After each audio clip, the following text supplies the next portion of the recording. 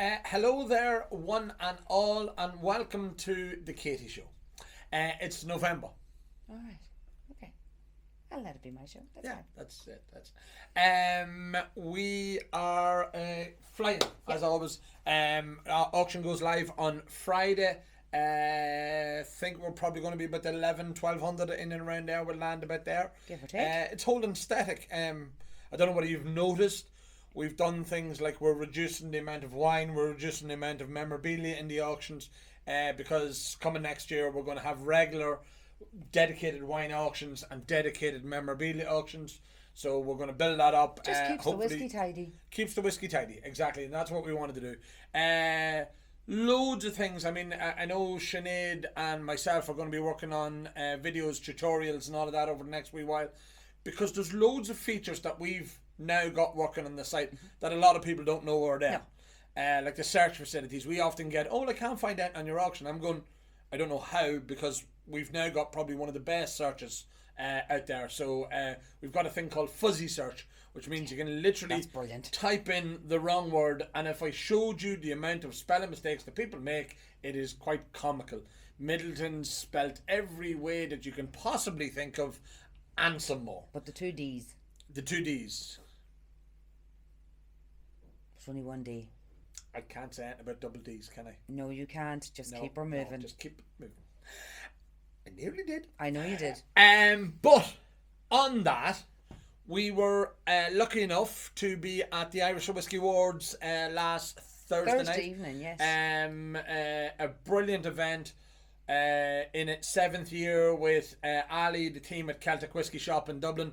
They do a phenomenal job. I mean, the award ceremony itself is just the end of a long process that the guys have down to a T now. It's a lot of hard work. Katie, Hannah, all the team there, they all organise it. Jack, all the team in Celtic really work hard at getting that right. And it's the one award ceremony, and I know, speaking to a lot of the guys who are in it and are winning awards, of course they would say that, it's the one that, but it's the Irish Whiskey Awards. To be recognised in your own home country, I think, is a great thing. Yeah.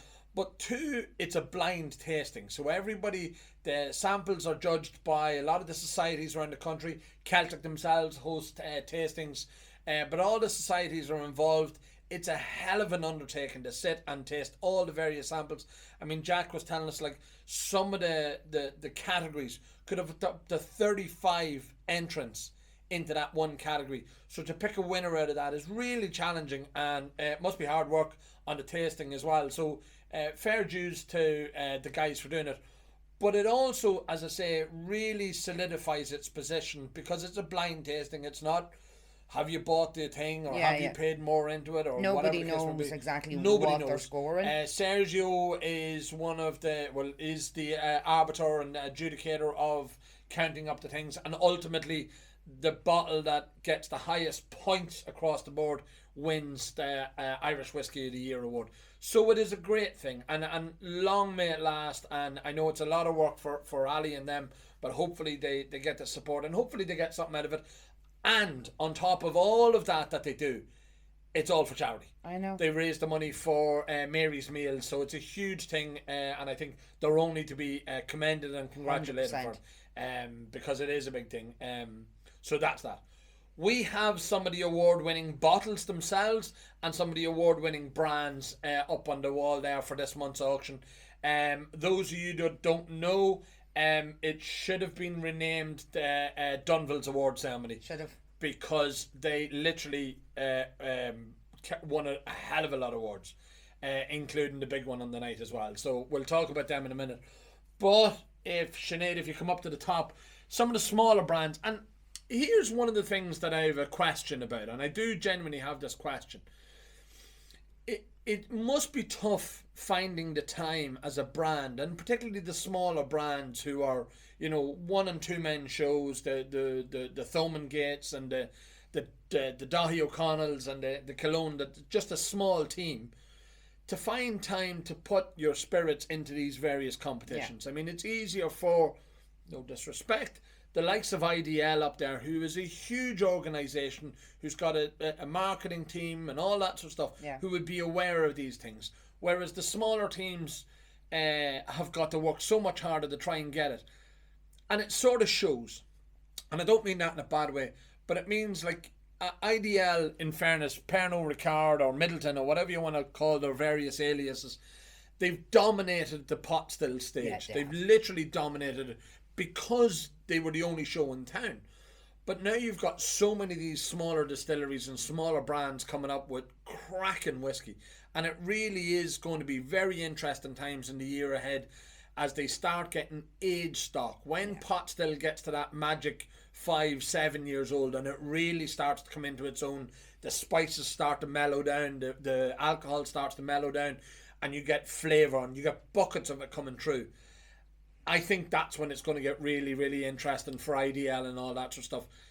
I think this awards was maybe a bit of a wake up to them that the world isn't theirs anymore, that they don't own it all. But they still done all right, and they still come away with some significant awards, and justly so. You know, you've got the PX, the Lustar that won, the Redbreast 27, the Redbreast 21, the Method of Madness. Method of Madness won the gin as well. The Barry Crockett won the best single pot still. Again, anybody who's tasted Barry Crockett, I don't think could dispute. No, it is a phenomenal whiskey. It really is a phenomenal whiskey. But you've the Mickles, you've the JJ Corries, you've the McConnells, you've Two Stacks with their partnership with the Bankers Bar in Dublin. They got a gold medal for that. You have Cologne with their cream liqueur. You've Boan with their new make spirit and Cologne with their Gloria bit. Cologne, what did I say? The cream liqueur. Cologne with the Gloria, and Whistler with their cream liqueur and all that. So there's so many good ones out there. But Dunvilles. They literally, they own the sherry bomb. They own it like nobody's ever owned it before in Ireland. It didn't exist. And it's a massive, big flavour, and it's everything that it should be. And they're finally getting the recognition for it.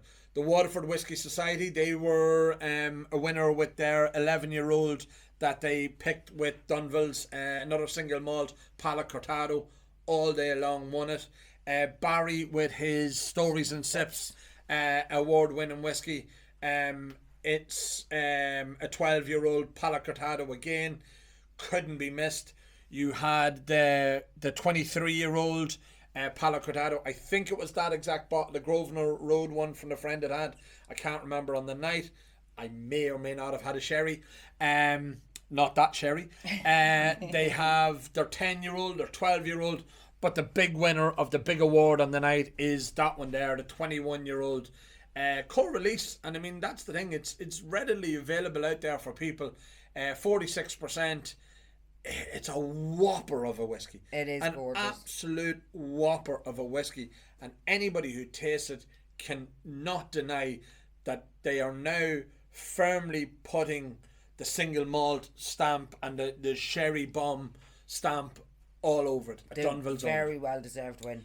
Part of that is, and what's so good about Dunvilles, and I don't know whether people are reading into this or not, or is it just me, is that if they're that particular about getting the legacy stuff, as in the brand that they own, and they made a lot of promises to themselves about how they were going to honour the brand by when they took over.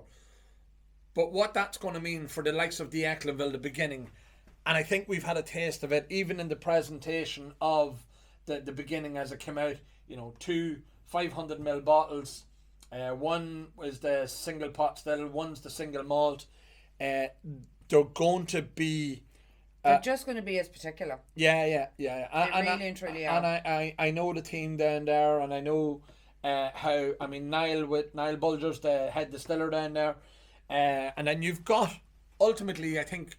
one of the things that stood to them is Jarlath, in fairness to the big Aegis, is that he's particular about it. He knows what he likes. Yeah.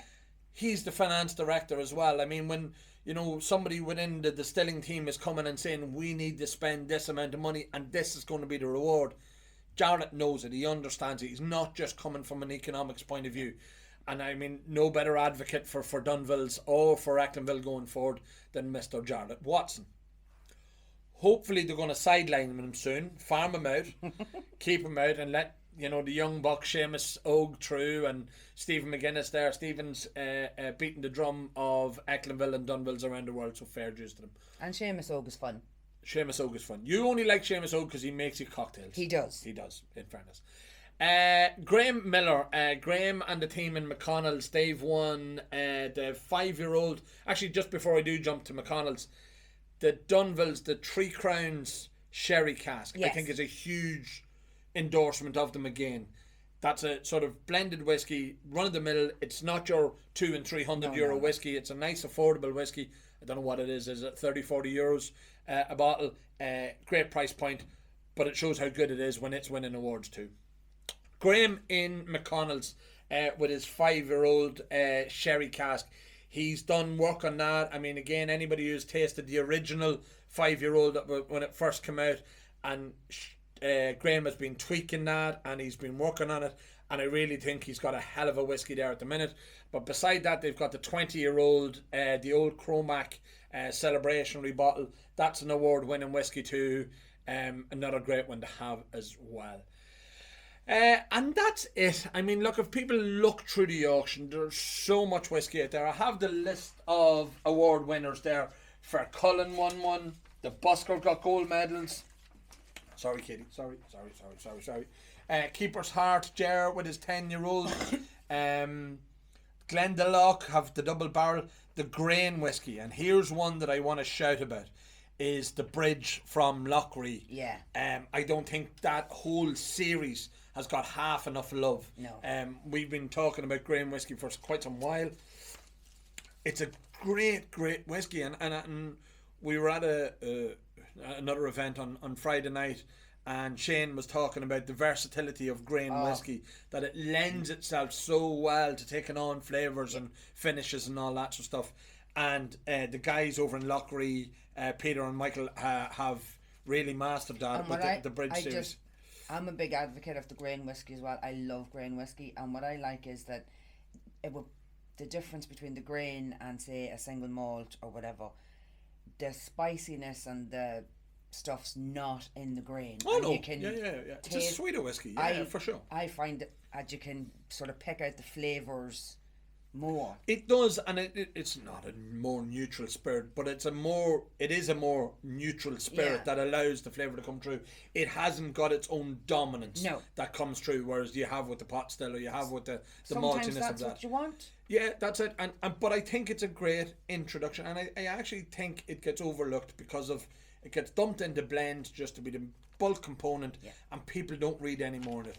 And if we look back, the whiskey that was winning awards, 20, 25 years ago, was the Green Ore 15-year-old and the Green Ore 18-year-old and stuff like that. That it was old grain whiskey out of Cooley, and again, nobody else was doing it as good as they done it. And that's the stuff that's now, allowing itself to be so well done. That's it. I mean, look, it is a who's who in the whiskey world. There is some smaller brands. I'd love to see them having a wee bit more prominence in the award ceremony itself. But again, I think as Ali commented even the night, when the paperwork goes out for the entries to it, Dunvilles do sit down and say, look, this whiskey would do well in that category, or this whiskey would do well in it. It's suited for it. And as I say, Middleton do the same. They've obviously got teams to do it.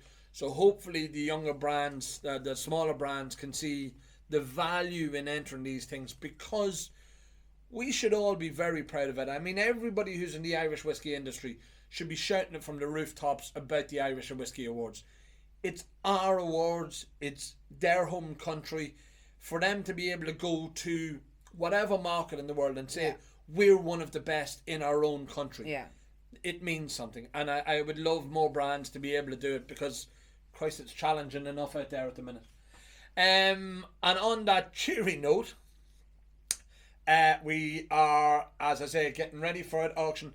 There's so much stuff in this month's auction. It really is. There's a hell of a range of stuff. I was looking through the listings earlier on, and it's just a who's who.